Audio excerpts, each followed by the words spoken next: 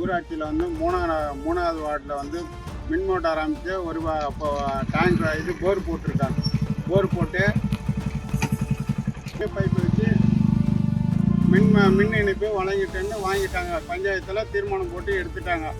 இதுக்கு தலைவரும் கிளார்க்கும் தான் உடந்த ஊராட்சி மன்ற தலைவர் தேன்மொழி ரமேஷ், சரவணன் கிளார்க்கு. இது 9வது வார்டுலேயும் அதே போல் இங்கேயும் அதே போல் நடந்திருக்கு.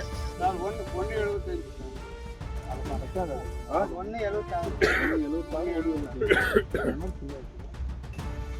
இதேதான் பித்தலாட்டம் இதெல்லாம் நடக்குது சார்.